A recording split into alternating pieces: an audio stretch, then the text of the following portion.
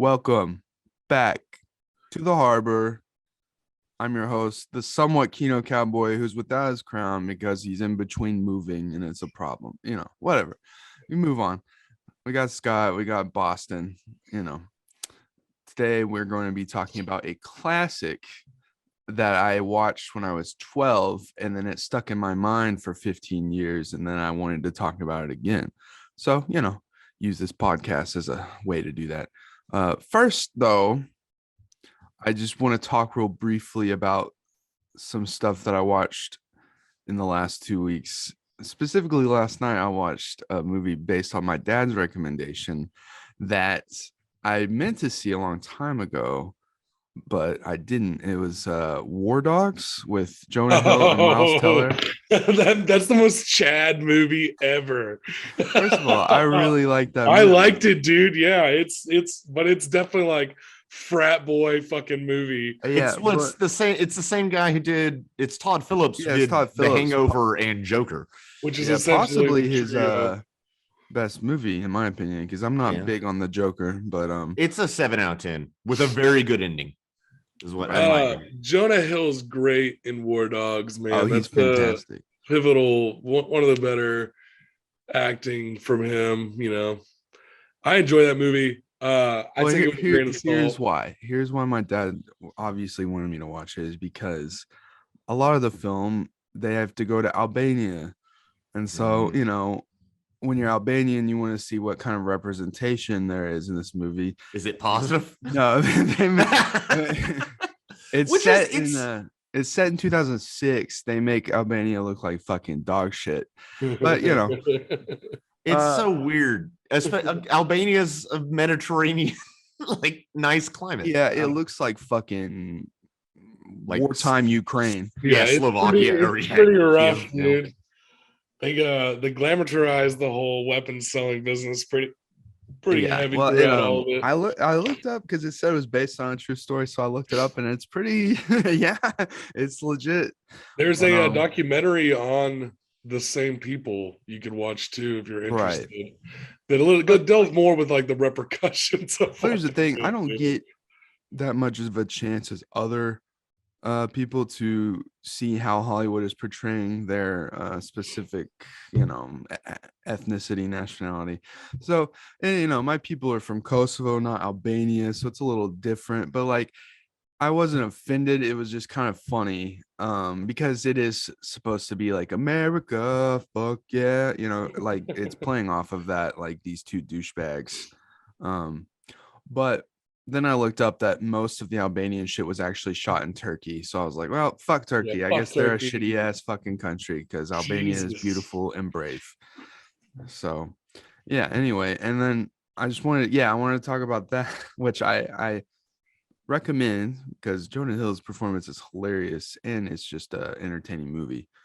Easy to watch, good pace. You watched some stuff recently, Casher. Oh yeah, I watched quite a bit this past weekend. But starting off, I watched Fresh, which is one of the craziest like thriller out of the blue movies that I didn't realize was a thing that came out recently. It's got Sebastian Stan in it, and I'm not going to describe it too much just because the plot really. What is it? I'm sorry. What's it called? It's called Fresh. Okay. It's got Sebastian Stan, good old Winter Soldier, in one of the craziest fucking performances I've seen. And then on Friday, what did I watch? I watched a few things. The big standout though was Stripes. I ate a fucking 70 milligram edible and watched Stripes. 70? Yeah, I wasn't feeling good, so I wanted to go to sleep. I ended up staying up till fucking 2 a.m. watching Stripes and other shit. Which, if you haven't seen Stripes, that is like quintessential Bill Murray, Harold Ramis, John Candy's in it. It's great, man. I miss comedies along those lines. And then yesterday, we watched the movie for the cast, but I also watched Licorice Pizza. That is the most sus film of the year.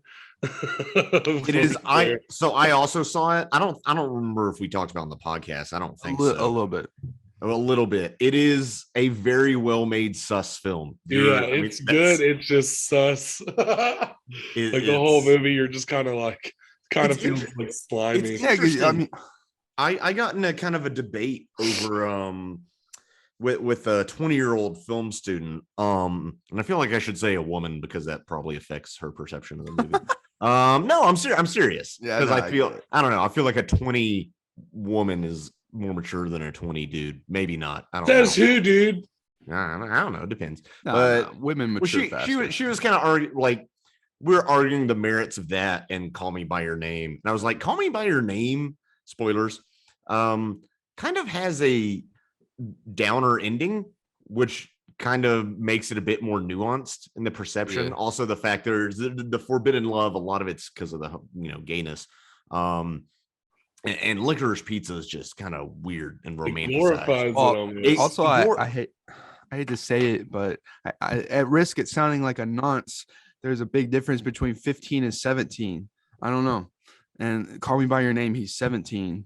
It's Yeah. a little bit different. They Don't make Yeah, no, fucking Cooper pressure me in the Hoffman's comments. character. They make Cooper Hoffman's character like this kind of charming, sly dog, and he's supposed to be like 15 years He's old. not though, and the actor's 18.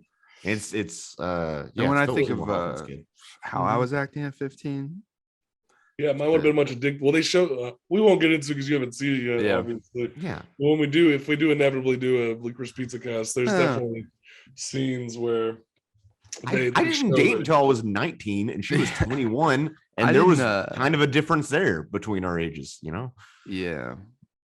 25 and 15 is too big of an age jump Yeah, for me you to think? fucking get behind. That's like you know? yeah, it's like my sister, or sorry, that's like my girlfriend dating my little brother. Yeah, I'm not into that one. My little brother Um, who's in JROTC and plays fucking Call of Duty. Like, dude, you know. Probably says the F slur a lot. Nah, he's a nice kid. Everybody's a nice kid until they're on Xbox Live. Yeah, but like, well, You were a nice kid. oh no, dude. I said things on Xbox Live that would be considered crimes against humanity. Yeah. dude. And I've lost some games so badly; those were crimes against humanity. I Yeah, got that's my ass fair. kicked so hard. That's fair. That's neither here nor there. Anyway, It's speaking been a of relaxing war, weekend. let's talk about Spielberg's film Empire of the Sun, which might be one of the most least talked about Spielberg films, like especially like 20th century Spielberg. And it's Oh, kind of yeah, strange. For sure. It is strange, and it's also one of the most interesting things about this movie is, other than it being based on a true story, which I'll get into, and I'll get into this later. I've actually read a book by J.G. Ballard. I have not read Empire of the Sun, but I've read one of he's mostly known other than that book for his science fiction, and he is a huge figure in science fiction. So I read The Drowned World, which is one of the new wave of science fiction in the 60s, where it had an increased emphasis on psychology and social sciences. And it's also one of the progenitors of the climate fiction genre. It's kind of a global warming thing, which we'll get into that later. I'll drop it in the end because it's not super relevant, but I can talk about it. I want to ask you, Adrian, you called this movie a classic. Do you think it's a classic? I think in some ways, the reason I did want to talk about it today is because it's weird. It's Overlooked. well, yeah, but also it's the most bleak fucking movie, but it still somehow has the Spielberg whimsy in it. Dude, I was just about to really say that. strange. It's got the charm of like you're watching this shit unfold. It's terrifying, but then there are scenes, especially like whenever he finally hits like the second half of this film, where the music, I was like, "Fuck, this music reminds me of Hook." Like some of the music, I'm like, it's so it's so like 80s and 90s Spielberg, all put in together, but so fucking dark at the same time. And I really admired that. Me too. And let me ask you this. Because Spielberg gets criticized for sentimentality, especially by freshman film students. I think there's this moment of, if you're into film, like in your adolescence and teens, you're into Spielberg, and then maybe in like 18 to 20, you're like, Spielberg's overrated. Bleh, I'm cooler than that. Fucking Tarkovsky or Tarantino or whatever. And then I think come back around. Yeah, and then you come back around and you're like, Spielberg has directed multiple masterpieces in multiple genres. Like it has changed filmmaking, arguably for the worse, some people would say, but I don't really think that's his fault necessarily. No, man, there's a place for fucking Spielberg. There's a reason why Spielberg is one of the greatest. Yeah, there's a place on Mount Everest. Not Mount Everest, Mount Rushmore. This is a coming of age film where the kid comes of age in an internment camp. Yeah. So there's gonna be I think it's pretty smart for him to do some childlike wonder with some of the stuff because he's coping. He's dealing with an insane situation. Right. Well, I was going to ask you, do you think that Spielberg's sentimentality sinks the movie or hurts the movie? That's kind of, I came here to discuss that. Really, let's talk about it. That's like the driving sentimentality thing. helped out a lot because we are dealing with a child the whole time. It'd be different if we had this like really like whimsical music for like, let's say the movie was about Basie, like his whole thing. If we had some like, dun, dun, dun, dun, dun, dun, dun, dun, like fucking whimsical music where he's riding around on a bicycle through the fucking thing, I think you have to add a little bit of childlike like amusement to kind of express that the innocence is lost, but innocence is always, the innocence is still there at the same time. So it works for you. Yeah, I loved this movie. Yeah. I think it's good. I think there's a few places where I was like almost fighting with it. Like, I don't know about this with tone, but then anything that bothered me for a second course corrects really quickly. So it does. And also I think it's supposed to be uncomfortable. This is a movie about contrast. It contrasts adulthood and childhood, East and West, poverty and opulence. And you see that constantly. You see that from what is the first scene in this movie? I mean, what's the very first scene? I'm trying to remember. It's when they're at the house, and I think he's discussing warplanes with his dad. Yeah, I mean, you see it immediately with the Asian servant, the Chinese servants, and then of course when they go into the city and they're in their being chauffeured around and there's people like slapping, it's almost too much, slapping like duck against the window. Well, any other director, this would be the fucking darkest movie of all time. Right. But I think also I don't think he avoids that in any way. I just think he knows, because if it was all dark all the time, there's no contrast. Right. You can't get invested. It's just depressing. And then you need to see that fall from grace. Right. Innocent. And that's why we get to see I even argue that with, I've seen an interview where Terry Gilliam's crapping on Schindler's List for being too sentimental. I'm like, there's a lot of stuff that goes down in Schindler's List that is not sentimental whatsoever. Jesus Christ. It's just not. I think the reason why there's a little bit more sentimentality and it's not just like pitch black darkness is, again, because we are dealing with a child instead of like, he's got hope pretty much the entire movie. Well, yeah, also like we see him grow up in the most privileged fucking household he could and absolutely doesn't know a thing about anything and likes flying. So of course he knows a lot of things through books. Yeah. And so he knows he thinks he knows a lot of things, and he does know a lot of things. He's a fucking nerd. Yeah, he is a nerd. Well, he's a science fiction author. And he the biggest change is when he discovers that plane, and then there's that entire fucking army right below in that bunker. Fantastic scene. Fantastic scene. And he really still doesn't get it when he's walking away from there. He's like asking his dad like questions and shit. And so it's a great setup for when his parents are taken and he's gone, and he's so helpless that he just sits at his house and does nothing except for scavenge for food. That's like it's a great, I like the scene. It's an important scene. The scene where he does go back to his house and he's seeing the servants taking the furniture. Yeah. The way because he doesn't treat the servants really a whole lot of respect, and you see the housemaid come up and he's like put that stuff down, this is my stuff, and she just like slaps the shit out of him. I bet she had been wanting to do that. Oh man, I've wanted to do that sitting behind cash register, so I bet she definitely wanted to do that. I felt good for it, but at the same time, it was like I feel like that's when he realized that the world he was grown up in has just completely it's gone. Well, and let's talk about that world because I don't remember. We got so into it so quickly. I don't know how much we set it up. And we're, of course, if you haven't watched the movie, well, I don't know why you're watching this, but the as we always say, this is in it. I think it's called the Shanghai International Settlement, and it was originated from the merger in 1863 of the British American enclaves in Shanghai. So we very immediately get shots of Western architecture in Shanghai, which I didn't know it was that established. I knew that obviously you're going to have British people living in Shanghai and obviously Hong Kong. I didn't realize it was going to be, and here's a cathedral, although that makes sense that it would be that. We see them very early there, and it does take its time. Almost reminds me a bit of Jaws, I guess, because it is a long movie, and we'll talk about the length later.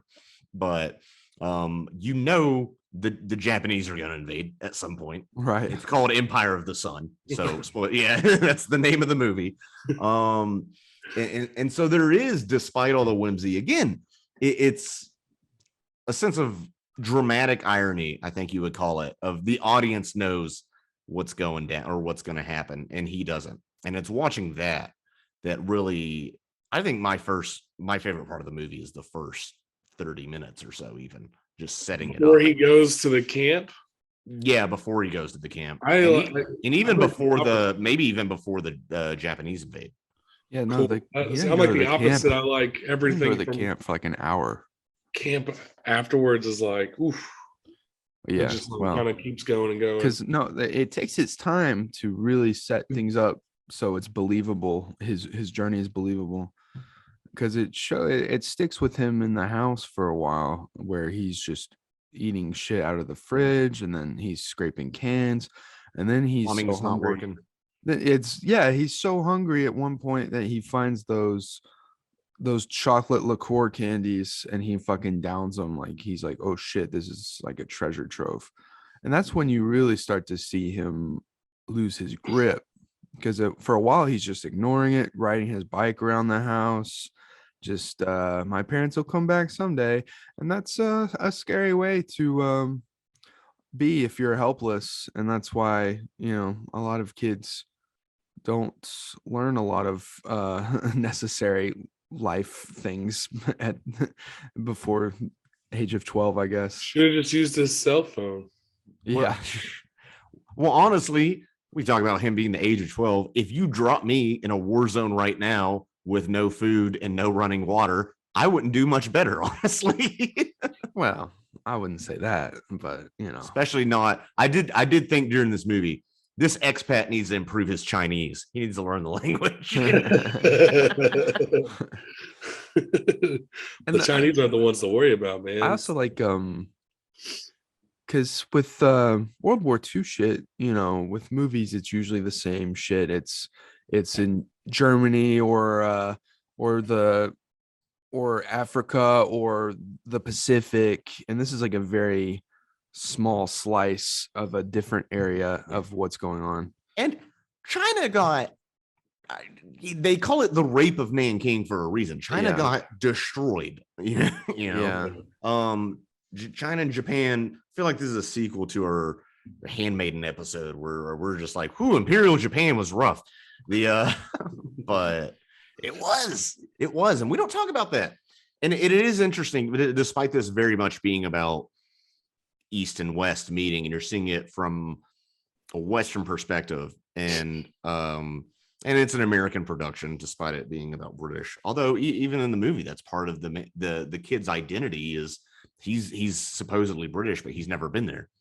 So yeah, that's interesting as fuck. And J.G. Ballard looks like he died in London, so he lived in London. And obviously I think he started studying in Cambridge, and very high society sort of education. Think about going to school after that. That's what I was thinking about the whole time. What the fuck? It's like, how do you go back to regular society after all this? Become a bully.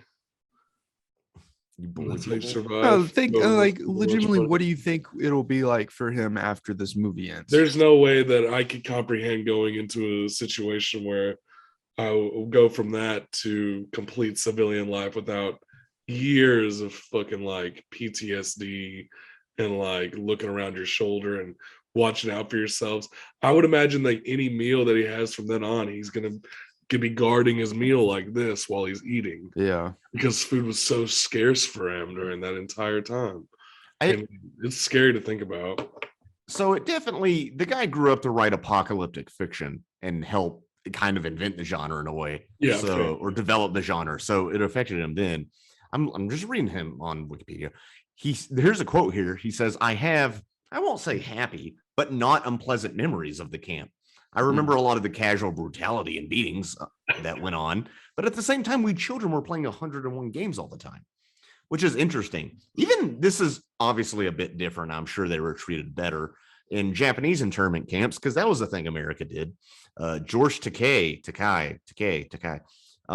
he was in those and he talked about his experience and he actually said he was a young child, so it wasn't all entirely negative. He was playing most of the time, although he does talk about, he brings awareness to that issue. sure. Yeah, especially because we live in Arkansas, we know that shit. Oh yeah, we got one. Which is surprising that they even bring that shit up with the way school. I wonder if they still talk about that in schools nowadays. I don't know. I don't know if it was ever even brought up during school. Like I knew It was like for me. it Arkansas history class. it was brought up during school. I don't know if it was part of the curriculum, but we talked about it, which I'm glad we did. I think honestly, going to Conway public schools is we probably got. I don't know if they would talk about that in some of the smaller school districts. Yeah. No, my teacher, shout out Mr. Merriweather, one of the best teachers I had. He loved World War II and all of it. And he would go into detail about shit. So I learned about Japanese internment camps and I learned, far more in that class than any other history class. Yeah. So that's shout good. out. I always feel like in World War II, by the time we got to World War II, it was May or something, and we just sped through it. And we spent way too much time on the Revolution and Civil War. Every year I felt that. At least with me. And I took supposedly, AP like American history, and a lot of that at the end was just, of course, that was with Mr. Wills, who I think is a good teacher, but he's a bit Ben Steiny, if you know what I mean. I was that little shit who learned the origin and proper use of the word ghetto from that class. Yeah. And then then in school I would be, actually guys, ghetto means blah blah blah blah, yeah. That is a complicated term because ghetto does it is weird if you use ghetto in any other way than, I don't know, hip-hop artists, then people look at you weird. I'm like, it's the legitimate. I know language changes over time, and with I remember, just because I remember Tarantino, he referred to a musical ghetto of film composers against like classical composers, and Jamie Foxx went up and was like, ghetto. Ooh, can't say that. I don't know. Jamie Foxx, though, he can say it. He's talented. So basically, the kid Christian Bale, I can't even remember his name in the movie. What is it? Jamie. Yeah. Jim Graham. JG. Yeah. JG Ballard. Christian Bale, first of all, fucking killer performance as a kid. I would the best compliment I can give is I would periodically forget it was Christian Bale. Yeah. And then there would be a minute of like, oh yeah, this is Christian Bale. The only time I knew it was Christian Bale, dude, is when he was like, I'm Batman. Like halfway through the movie. Well, yeah, no, that's wow. Thinking back, I watched this movie before I watched Batman Begins. Wow. And did you make the connection when you saw him as Batman? When you were well, no, I as a kid, I watched a lot of movies with my mom that she liked, and so she would watch that 90s Little Women movie a lot. Is he in that? And he's in that, yeah. And so that's where I knew him from. And so, when I was 12, that's when I really started trying to pay more attention to movies in an artistic way. Yeah. And so I started renting a bunch of shit, and I was like, well, I'm going to go through Spielberg. I like his movies. I'm going to go through Spielberg's shit. And so I started going through that, watched, Close Encounters, Jaws, a bunch of stuff. Because up until I was 12, I wasn't allowed to watch Jaws, so I just had to watch it on my own. So, just Um, suburban Christian things. I was gonna say the first thing I saw Christian Bale in was I was relatively young. It was that sleeper fucking banger, Reign of Fire. Where Oh it's yeah, me too. talking with Actually, dragons. That's one of my favorite where he fucking. fights dragons with is that Matthew McConaughey? Yeah, Matthew McConaughey is the big bad American in a tank. Oh yeah, I don't remember. I don't know Yeah. if I watched that movie today that I like it. As a It fucking kid, holds up. It holds up. It's does it? good. Yeah. Good. I like That that is a movie. fun Oh, fucking movie. you know what? I just remembered, dude, 11 fucking Howl's Moving Castle. That was my shit. And the English dub is Christian Oh Bale. yeah, it is Christian Oh, yeah. Bale. Forget And about then that. that's after I watched that, I looked up him, and then I watched what's that fucking movie called? American Psych. No, I'm just kidding. Bussy Yeah. Blasters 5. Yeah, we were in a Batman Begins after that, I remember, and Empire of the Sun, but I don't know. There wasn't a correlation between those, but I don't know. Yeah, it's funny how I can get so into like an animated film as a kid, even though I don't know. Ghibli dubs are good. That's all I'm saying here. Man, the fucking whole cast of this is pretty stellar. Yeah. Like some surprises that brought me. Ben Stiller's in it, And he's Uh, good. Ben- He's Ben against Stiller. type. Yeah, I honestly was thinking about it. I'm like, man, there's no small roles, only small actors, and that really applies here. yeah, man. The fact that it's Ben Stiller kind of set me off for a minute, but then he was I was like, he what was the such a fuck? weird, grungy, non-comedic Ben Stiller side Yeah. character. His name was It Daichi. worked.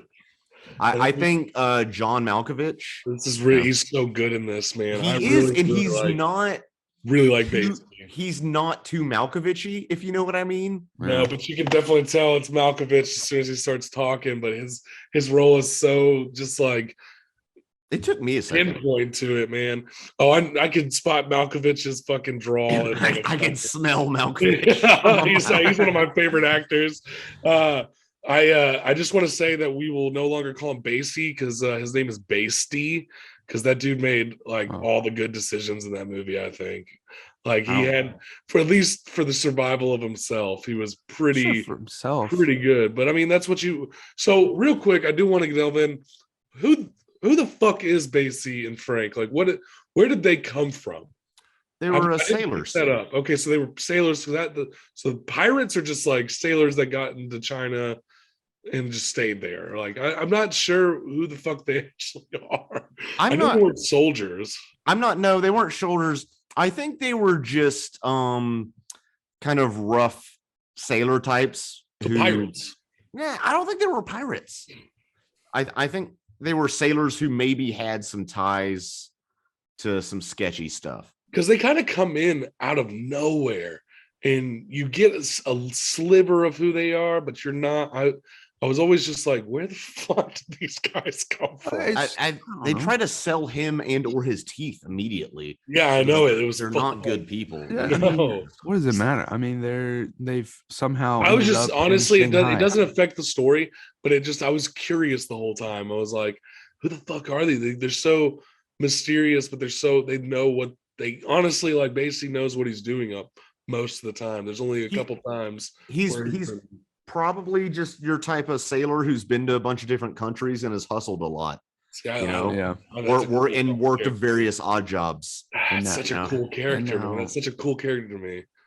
I love that. And he's a rat bastard though. Yeah, his character arc is a line. Jamie leaves his place and tries to surrender. Yeah, it's fucking really sad. I surrender, and all the Japanese soldiers are like, "Get the fuck out!" That's when you see that's the peak of his desperation, and he tries to do anything for the two dudes, the sailors, whatever.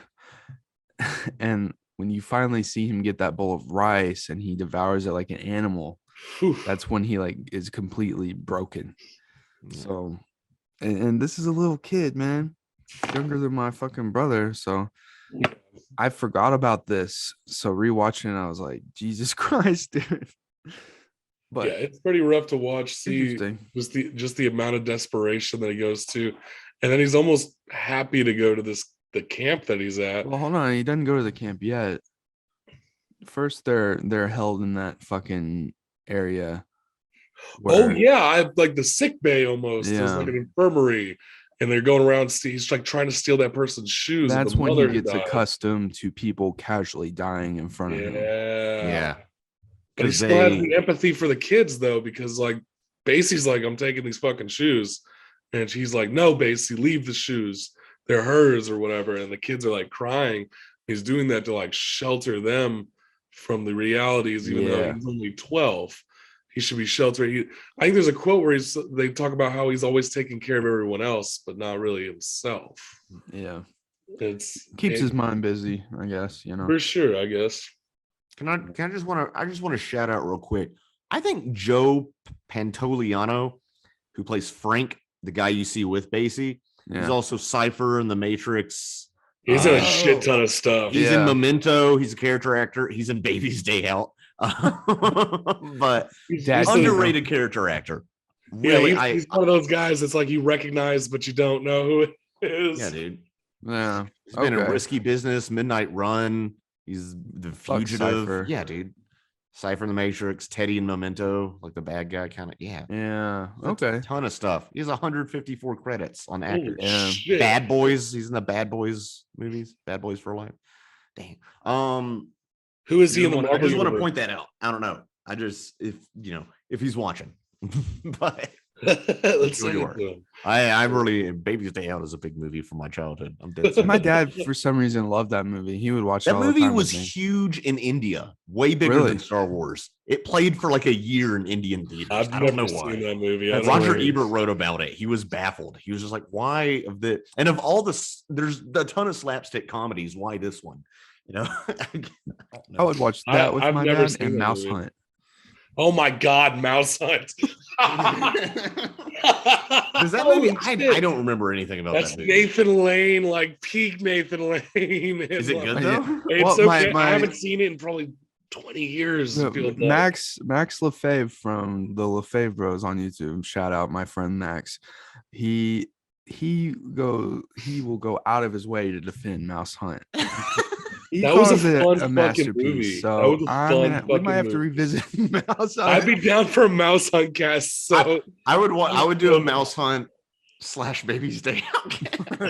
That's what I would. Okay, let's hold on. Let's pause the review for a second. I just want to say it would be fun occasionally to do what I would like to call like Kino double features and movies that might go well together and talk about them both. Yeah, like a wine and cheese pairing. Or sometimes movies that would not go well together randomly. Yeah. Because I like this and the Care Bear Adventure or something. Yeah. No, because I had the most whiplash fucking double feature the other night. I watched Werner Herzog's Aguirre, The Wrath of God.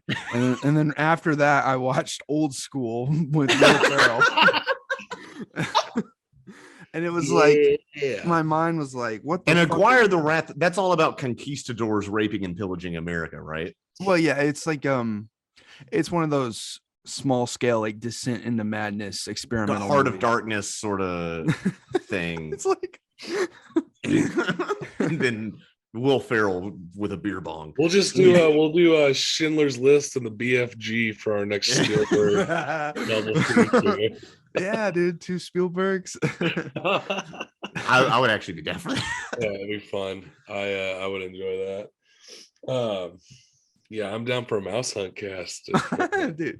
No, but get your Lefebvre buddy on this, man. We were at that part. Okay, so man, yeah, before they go to the camp, he figures he has to start swindling to get extra pieces of food and claim them for the people that have died, but they don't know they've died. So that's where he starts to figure out a little system of what to do when you're close to death from starvation. I think it's lighthearted family shit. I think it's played really well. This is a PG movie, by the way. It's Yeah. insane because PG back then, well, PG-13 had just started coming out around this time. because of Spielberg, Yeah. largely. Yeah. Temple of Doom. So, yeah. Anyway, But he's basically they're in that like infirmary type area, and he's like learning more and more about how to be slick with shit. I just love that he's also displaying the empathy to be able to defend the dead mom in front of her kids, especially with he's starting to look up more and more to Basie as like someone who's like showing him the ropes, or like his like surrogate father figure almost, and him stepping in and being like no is a big deal. and then for a moment, you really start to think that Batesy is gonna be more of a he's gonna mellow out a bit and appeal more to the kid. You could tell he does care about him, but immediately right after that scene, he says, "Fuck this kid. I'm getting out of here on this this truck with all these other people." And he just and he doesn't try to argue with the soldier. Oh, can I bring my son? Lie to him. He's just, oh, soldiers let me go and not the kid. Okay, I'm just gonna Put his cap on and looks away. He's gonna ghost him. Several times in this movie, you think you're getting close to him being like that, and then he just dips out again. Yeah, which is from the kid's perspective, because God, I feel so abandoned, literally. Yeah. I don't know. So much of he's a bit older. I don't know how old is he in this movie? Because there's be in his 30s. But I'm talking about Christian Bale. I think he goes from like 12. They talk about him being 12 when they go to the camp. So he's younger than 12 whenever he's in the infirmary and things. So. Okay, so maybe they changed the timeline a bit. So the invasion, when was the invasion? 43 or 41? 41, I think. 42. Yeah, and then there's a time skip, which we don't really see Christian Bale get older, but you kind of have to suspend disbelief. Yeah. Also, I guess his puberty stunted because he's malnourished all the time. That's probably yeah, fair. Honestly. So J.G. Ballard was born in 1930. So we see this is like 11 to 50. So 11, 12, yeah. Something like that. But the reason why I say he's 12 at the internment camp when they go to that is because the woman is just like, you're 12 now, you should go to the single men's cabin. Yeah, be taking care of you type situation. Which it's kind of that internment camp. He learns the run of it, man. He becomes kind of like pivotal to the almost survival of quite a few people there, and they don't really realize that. Yeah, and he's got a whole system. He's always running errands and doing all these little things to keep himself constantly busy, and he might have grown 3 or 4 years, but he's still got the same childlike sentimentality that hasn't really progressed as much. Like his fight or flight, his survival has advanced, but he's still got that kid inside him who loves planes. Well, yeah, there's that scene where the P-51, the Cadillac of the sky, comes and fucks up everything, and I love that scene so much because just standing on this roof in pure, like, he's in danger standing on this roof while the P-51 that he's been obsessed with since before this even happened is dropping bombs, and he gets that pilot to wave at him, and he's just yelling P-51 Cadillac of the skies. I wonder if the pilot waving at him was him just like practically hallucinating or imagining too. Yeah, that's what I was thinking. Because it's going to be so fast. He's not going to be I don't think a fighter pilot's going to think to be like, oh, I'm destroying your area. Let me, hey, bud. Oh, that's hello, like the most white American kid, thing ever. Like, hey guys, I'm coming to save you. No, they're busy. He's got that. He's so naive about it because he even says like about the Japanese pilots. I think it's a defense mechanism, and I think we do see him be less naive. He's not the same amount of naive he was, right? For sure. When he came over the hill and there are those Chinese soldiers in the bunker waiting. Yeah, but it's like some things are just put in front of you in this film so matter of factly, like the Japanese soldiers who are getting ready to do kamikazes, and they do their little rituals and stuff. That stuff's interesting to see. That was cool as shit to see on screen, man. I think It's difficult to humanize. What's the level of humanization you want for Imperial Japan? Because obviously they did some rough stuff, right? Well, so did we. We dropped a fucking. Not every single person. Well, it's like it's hard. It's hard to humanize that. You can't, because you don't want to humanize Nazis either. You know, like, no. And Imperial Japan was honestly not better. But also that's the thing, is that they show all these things happening, like I said, with kamikazes and whatever, and then they have Jamie at a point. He's been in there so long that all the lines are blurred. He's starting to talk about Japan in positive light, and people are like, remember which side you're on, dog. Yeah. And he's just like, what? It's all the same. It reminds me, we get a lot of, it reminded me a lot seeing like the pilots and things like that, him empathizing with them and then becoming friends with one of the people that were supposed to become kamikazes. I had a lot of like thoughts. Another Hayao Miyazaki film, The Wind Rises. Yes, me too. Because it deals a lot with like, these people weren't set out to become, the people who are making these planes aren't set out to become, you know. No, and I thought of the connection between the protagonist of The Wind Rises of just an engineer in that case, obsessed with aviation, loves aviation, and then his country goes to war, so he's not designing passenger planes anymore. He's designing, you know, other stuff. And then how complicit are you in the war machine? You know, I mean, how complicit is any citizen with their other, you know, the war machine, whether it be by accepting propaganda or, you know, paying taxes. Some of my taxes go to bomb children, I'm sure. Well, that's why I don't have a choice about that. I was glad to talk about that too, because one of the questions I wrote down that I was going to ask is if you thought Spielberg tastefully portrayed the Japanese in this movie. I think honestly, for a movie from 1987, I think it avoided a lot of othering and Orientalism that it could have done. And even in something like, you're going to hate this, Adrian. One of my problems with Temple of Doom is, and I know it's based on like earlier pulp stories and serials and stuff, but it is so much Orientalism. It is, here are people eating monkey brains and eyeballs, and they're living in this backwater. It is not. You have to agree with that. It is not the best. Is amazing action sequences, not the best portrayal of Indians. For sure. I also wrote down, I wonder what the Japanese think of this movie. Fucking pulpy that I can kind of ignore that, and it's a silly, crazy thing.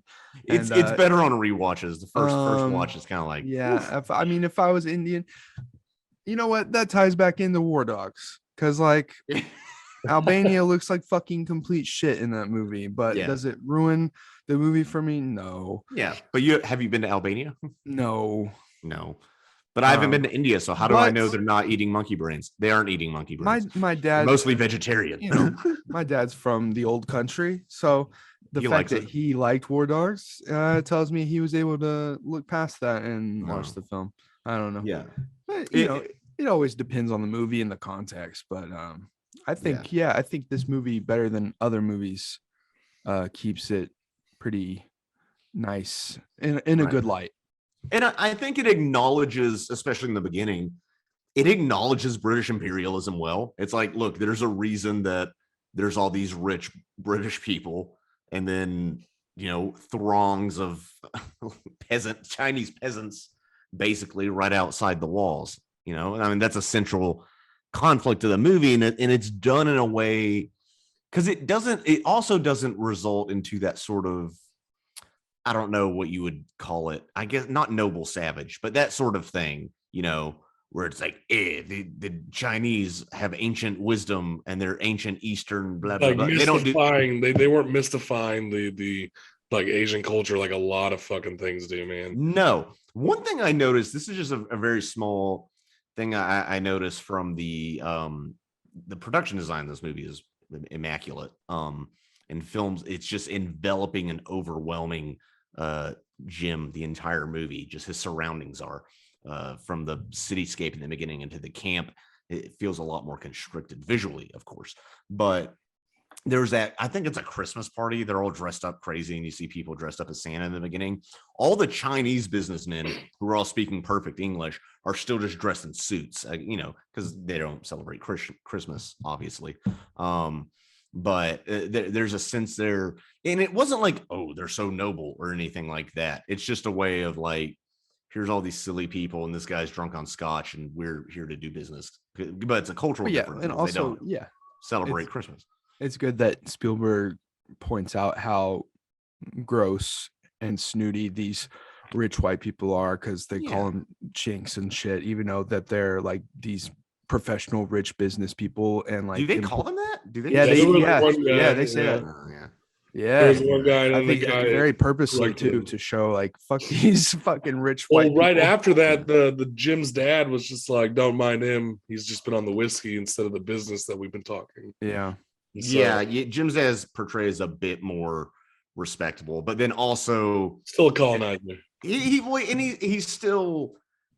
golfing, hitting golf balls into his pool and talking about how hard he works. The harder I work, the luckier we get. And I'm sure, you work. I'm sure you work hard. He inherited a textile company. Yeah, which is how hard of work is that? And that, well, and British textile. I mean, that's one of the foundations of the Industrial Revolution was in textile mills. So there's definitely at least by that point, at least 100-year history, more than that, 150 behind that. So and who knows how do you get that textile? Same with Catalonians and their textile industry. I don't know. I want to talk about that scene. We've talked about the camp quite a bit. One big thing in the camp situation is when the Japanese sergeant is coming to destroy the infirmary after the outside had just been bombed as sort of punishment to the entire commune there. And Jim was the one who came in, destroyed 2 windows, then asked for forgiveness. And basically saved that doctor's life, I'm pretty sure. Yeah. That's good. I just want to talk about that. It's a good scene. I like that the shoes that he was admiring at the beginning that he wanted real bad, that doctor realized he saved his life and was like, fuck it, take my golf shoes. I don't know. I really enjoyed that scene. I thought it was a pretty strong scene. Well, what I think it shows, and we talked about this earlier with the lines being blurred between him being a child of international cultures, which is interesting. A connection I made because I live in Spain is I meet a lot of people though who are, they don't really belong to one culture or the other. Like they moved around a lot as a kid. I know a friend of mine here, he was a military kid, so he's lived here for like 10 years, but he grew up like partly in Japan and partly in the Netherlands and all over the place. Or you get people whose parents are from different nationalities. And I do really think J.G. Ballard, that must have affected him because, like we said, he had never been to the UK. He had never visited England until after the war. And so what that shows is like how much he has been accustomed to in this case, Japanese, because he's younger. He's more impressionable, even when he was respecting the Japanese soldiers and the doctors is like, do you know what side you're on? Who do you want to win? Sort of thing. So I think that shows an interesting character moment of even later when that sergeant comes in to search for contraband in Basie's little hut, which by the way, that window, I know when he's sitting on that chair, it reminded me of the Emperor's fucking thing and Return of the Jedi, but yeah, I know, but there it is. I know, there it is. Or when the Emperor opens the Skyway in the Rise of Skywalker. No. But no, it does show. Even then, Jim is like, bow. He's standing behind the sergeant, is like, bow. You need to bow, and it backfires horribly because he stole the Japanese soap so Basie could shave. I also wonder. I don't know. Some people are clearly like unshaven. Maybe they just couldn't get a close shave. But I do wonder if they're paying close enough attention, which probably not, if they would go, why is this person perfectly clean shaven and cleaned? Where did they get soap? Is that something you would even notice? Or are you too busy just, doing war stuff? I was wondering how the prisoners of war would be treated, because I know the Japanese particularly, more than the Nazis. The POW treatment was bad. But I didn't know if that extended to civilians. And obviously they had to ration food, so that was a problem. But I guess there wasn't the torture that there might have been for soldiers. Yeah, dude, Jesus Christ. He starts counting how many bugs are in his rice and like eats it for protein, dude. Jesus. Yeah, that kind of. I had to pause it. I was like, I'm gonna go smoke a fucking cigarette. And then, like right after that scene, he Little like much. tries to save that woman's life by giving her CPR or whatever, and he thinks she's still alive. Jesus Christ, dude. This is a PG movie. It's so dark. Oh fuck. Paired with the fucking whimsical score, my mind is Yeah, like, man. I don't know about this, but it overall works for me. So It overall, I did one, and the score is it's one of John Williams's in Spielberg movies subtler score.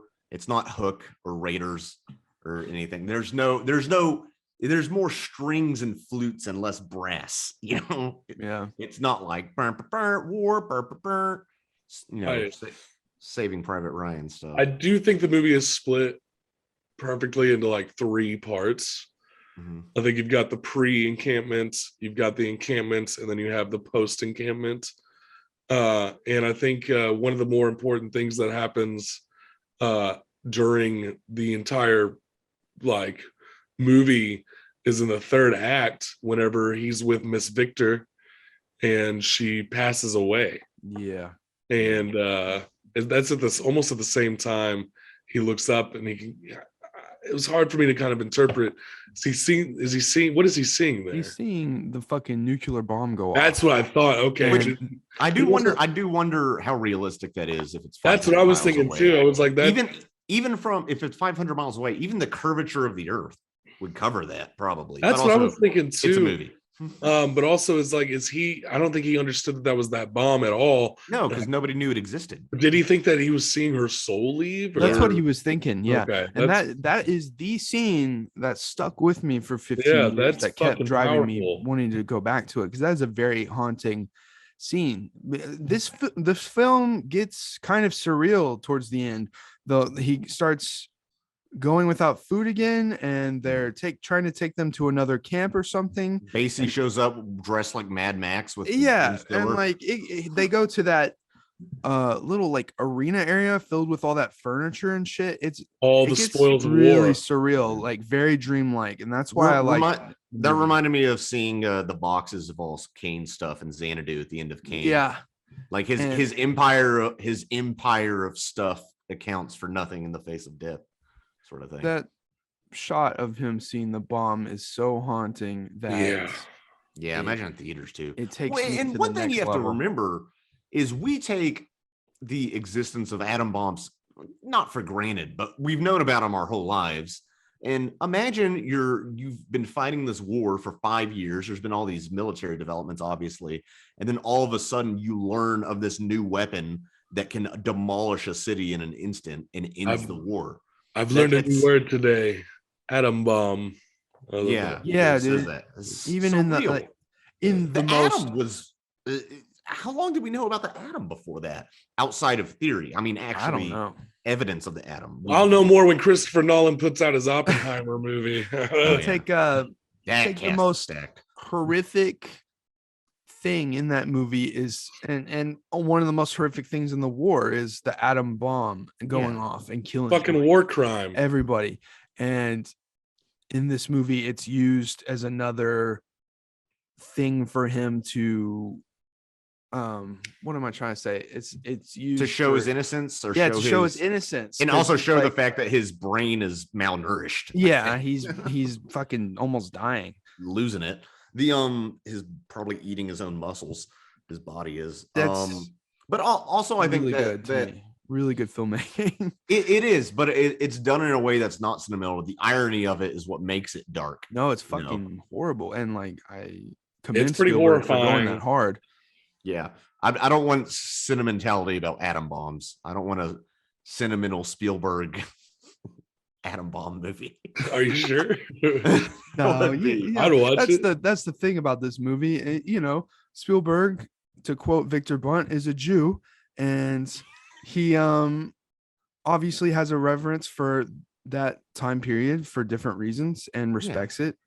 And obviously that's why I think the Japanese were tastefully done in this movie, is because he has a good head on his shoulders about it. You know, the American military were depicted as the badasses. But as and not entirely wrong at the time. This film made me cry when I was 12. I rarely cried watching a movie when I was a kid. That's just not something that happens. But when he freaks out and realizes that he can't remember what his own parents look like. Yeah. I remember that might have been like one of the first times I ever cried at a movie as a kid. I was like, this is fucked up. Because that concept scared the shit out of me. Yeah. And I kind of had trouble remembering what the actress looked like. So I was like, oh no, I have issues in my own life about remembering faces of people who've like passed away. And I have my own issues with that, Yeah, I was really close to my grandmother growing up, and she's been gone for approaching close to 10 years, and it's hard for me to remember what she looked like. I couldn't imagine being in so much stress and duress that for a 2 to 3 year period where you're just thinking about survival and not being able to remember your parents' face and having no photographs of your parents. Exactly. Yeah, it's true. It's an easy concept to understand, but not an easy concept to fully grasp. It's one of those. I always say there's a lot of concepts that you can understand intellectually, but not emotionally. Right. Even something like wartime, I can understand the concept intellectually, but if I start thinking about the scope of World War II, I really can't feel it. I can't wrap my head around it. Americans, it's too big. We've never had invaders. Like, we don't know what it's just like. Domestic terrorism. Yeah, just domestic. But even that, like we had 9/11, but if you're not a New Yorker and you weren't there in New York on the day, it's still something you just hear on the news. Well, even soldiers talking about World War One, they talked about how the culture was when they got home that their loved ones and people in the city just kind of just pretended like it wasn't a thing, like they didn't go over there and do really much. Are you sure that's not because they had that's where ticker tape parades came from, where they were they had the parades and shit, but like when the soldiers of World War One would try to talk about some of the horrible shit, it was almost as if society was like holding their ears, like blah blah blah blah. Like this didn't, it's like they couldn't comprehend the horrors of it. And so a lot of World War One veterans had problems adapting back to regular life and only had the fellow soldiers to console with, and it was kind of fucked with the way some Americans were treating it. No, that's Hemingway. He wrote all about that. I'm gonna pause real quick. That's Vietnam too. First Blood, unironically great movie about that, about PTSD. And also the death toll isn't ridiculous like the sequels. So that makes me think that when Jamie gets out of this, he's not going to really have anyone to talk to. Like, he'll probably have problems bringing it up. People won't really be able to rationalize because 99.9% of Americans did not live in Shanghai, or British. You know what I mean. Exactly. No, and thank God he was an artist and wrote about it. But here's the thing. Think about the other kids in that movie who didn't grow up to be artists and weren't able to express it. Yeah. And they couldn't get it out. They just had to hold it in until they died. Yeah. Imagine that. Yeah. And even though I don't know what his parents were up to, his mom's wearing makeup when they find him. So they apparently were doing better than him. Some of the scenes of this movie rival the shower scene in Schindler's List, but this is a PG movie. That's why it shocked the shit out of me. You mean the shower scene where they think they're gonna get gassed and it ends up just being a shower? Yeah, that's a scene, again, not sentimental, which is also, if you ever heard of the book, I know your roommate Sumner's read it. Your roommate, as if he's not a longtime friend of all of us. Well, I mean, our friend Sumner, but I'm saying because he lives with you and I've seen it at your apartment. Oh, the okay. book Man's Search for Meaning, by Viktor Frankl, however you say his name, who's a Holocaust survivor and later a psychologist or whatever. He actually writes about even during the Holocaust, they kind of, some people, you had to have a sense of humor about it, Yeah. like they would make jokes while digging ditches or whatever, which is in the freezing to death, which is terrible to think about. But that is another thing that makes some of the sentimentality, or so it's called, that's kind of realistic, because I think some movies are too monotone. You don't want to be Zack Snyder. You don't want everybody to be Zack Snyder. You want levity, but you also don't want it to be a Marvel movie if it's entirely quips all the time. Yeah. Real life is neither of those extremes, even in the darkest situations. And I know the three of us especially have gallows humor about our own problems. If we're like going, well, I mean, like, I know just between us, we can be going through stuff. I mean, I don't know if I mentioned to y'all, like, man, I've really been having a lot of suicidal thoughts recently. One of you at some point in the conversation would be like, well, why don't you, asshole? Like, just to screw with me, just to joke. Well, yeah, I can't, you kind of have and to by the way, say if you don't like and subscribe, I will kill myself. So just know that, listeners. you So better my life is in your That's hands. the thing. Is that yeah, you kind of, it took me a minute, but I kind of stood back and was like, wow, all of my friends, including myself, are badly mentally ill. Interesting. More so than a lot of. Speak for yourself, dude. I'm mentally well. Casher, I've never mind. I'm mentally ill, bro. I'm mentally trill. And I just cope with abusing things. That's not that bad. What, like small animals? How small? The ants. Little side note, there was a Facebook post recently on my Facebook page. I'm in a Facebook book about squirrels, like a page, and apparently this squirrel had a swollen penis, and this person was freaking the fuck out over Who it. gives a fuck? What is this about? It was funny. I don't know, man. Why are we talking? I know anyway, we get off topic in this, but that's not even cinema. I can show pictures. So we can put them it was weird. There's a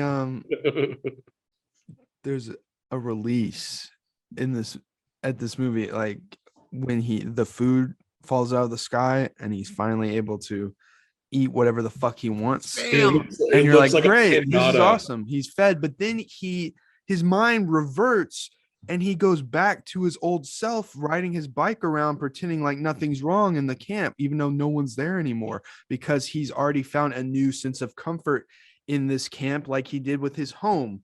And so it's almost he's almost doing a complete circle, but thankfully he gets rescued right as this is about to get bad again.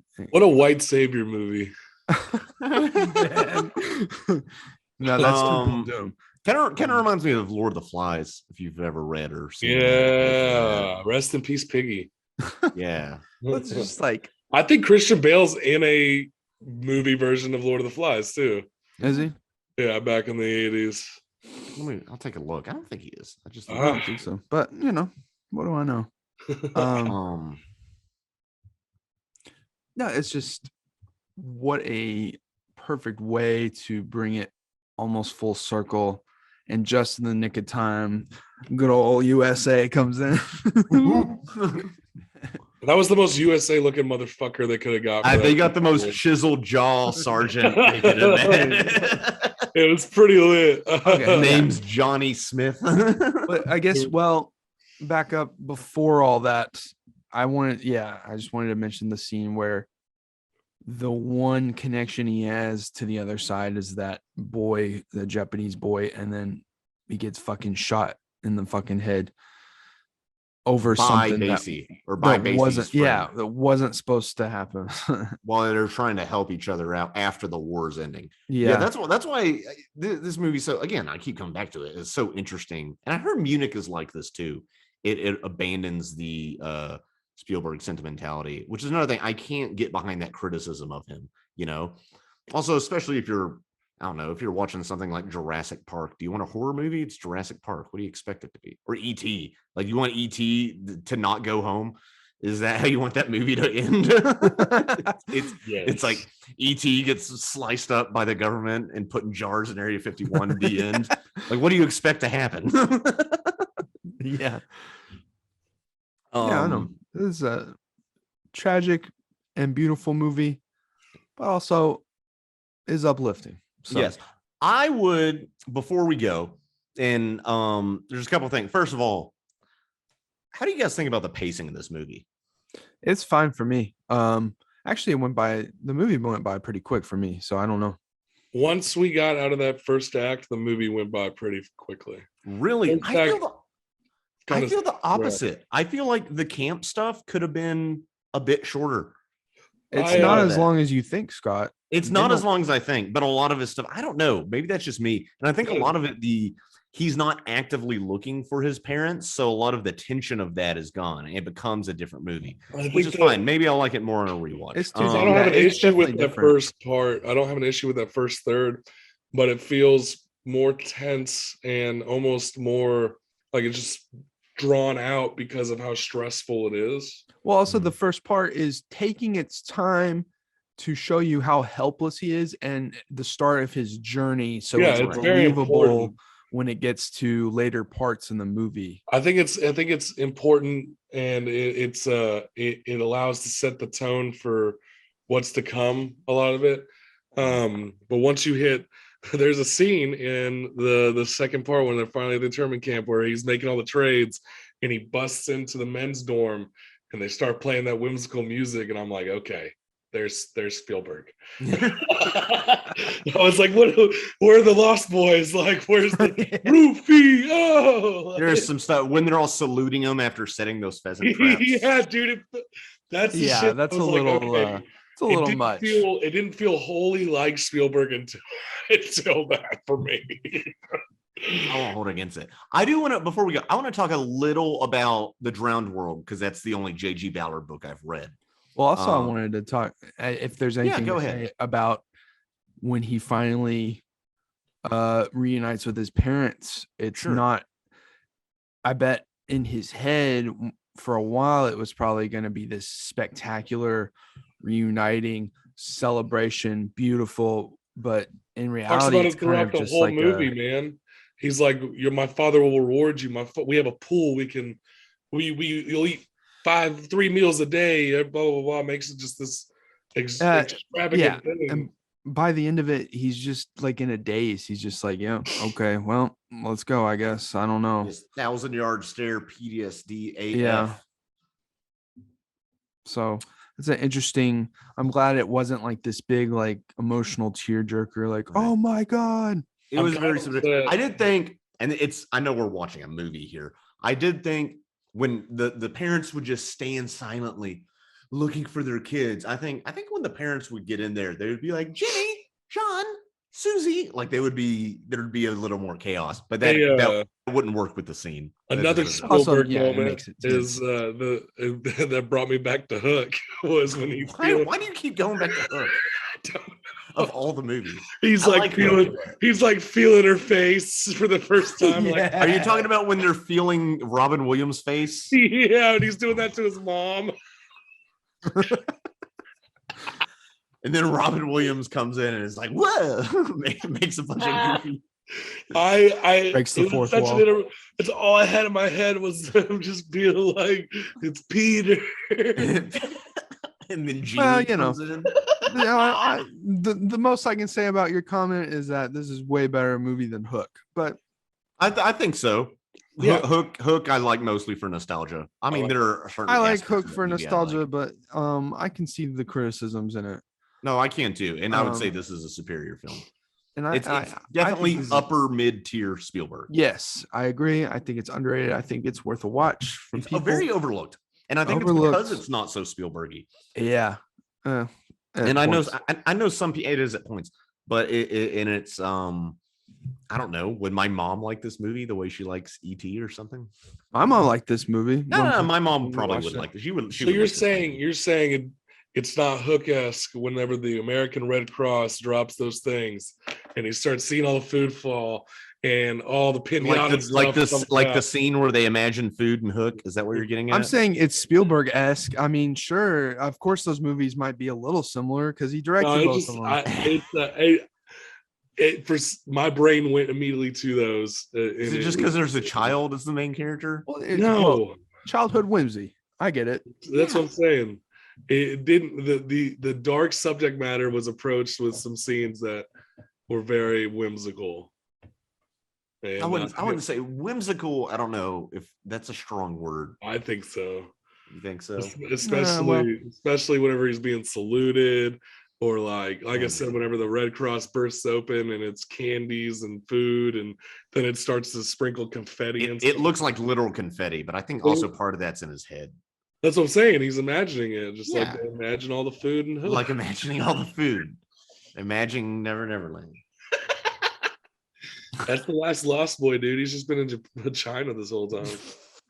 Anyway, good movie. People watch it. What were you gonna say though about? I just want to talk very quickly about The Drowned World and how I find it interesting is his reaction to the war. Since that is the character. Obviously, this is a somewhat fictionalized account. I'm sure I haven't read his autobiography about this, which is very well acclaimed. The Drowned World, it's about global warming basically, and it was written in like 1960 or something. And he started studying psychiatry a bit at the School of Medicine, so I think he got into the psychedelic zeitgeist before that reached the mainstream. Because in The Drowned World, the world is drowned. Everything's a swamp, and there's this sense of returning to nature that's more primal, almost Jungian sort of unconscious, atavistic, there's a word for you, form of existence that I find interesting. And it is about the breakdown of society. And it's also about the rapid advancement of technology and how it causes societal breakdown, which is a theme in his, he wrote Crash, which Cronenberg made a movie. Right. I didn't know that. Which I interesting, but that's another thing. That's about cars and our fetishization of cars, and then our fetishization of death. Cody really likes that movie, technology. But he also likes, he would. Videodrome a lot. I love Videodrome. Yeah, a top 5 horror for me. Wow, yeah, I definitely want to do Videodrome. Oh, we got a Videodrome. Yeah. That'll be coming up soon. So I don't know. I definitely recommend also reading J.G. Ballard. That sounds interesting to me. No, that's and it's pretty short. It's like 200 pages, maybe. Oh, great. 158. Yeah, that might be one of my summer reads. No, dude. 2 months from now, it'll be pretty much summer. Yeah, we're getting there. Whew, and I'll be 29 in a few months. We're getting there. 20s are the empire of that sun is setting. That's fine. Shout out to the panic attack I had last night by myself that I didn't tell anyone about, involving death and getting older. Really? You and I definitely have my fear of death, but I find it very interesting how you and I process it in different ways. And to me, I'm very much like, I'm 30. I get over it. No, Not to sound too Woody Allen-y, but age is just a number. I've had a severe panic anxiety disorder. So I've had to adapt, and that's why I don't sweat the small things in life. But oh man, the big things, the big fears, I have to keep away because I can spiral very quickly because of my panic disorder. Oh, there's a reason this is on my desk right now, empty. A good way to deal with that, Adrian, is to not be a pussy. Yeah, I know. I'm trying my best. Are you afraid of death, you wuss? I have panic attacks. You have a biological drive that makes you afraid of your mortality. Well, it's fucking pathetic because sometimes I just have to pretend like it's just not a thing. Like I'm not gonna die. I'm gonna live forever. Everybody. That's all of human society. That's why I'm depending on stupid asshole Elon Musk and Neuralink to save my life. I would be so bored living forever. I don't want to do that. I'm gonna live forever. You heard it here. I'm gonna send you. We're gonna do thousands and thousands of episodes of The Harbor because it's never gonna end. I'm going to live forever. I'm almost ripping off a Rick and Morty here, but thanks for watching, guys. It's been a good episode. Pickle Rick.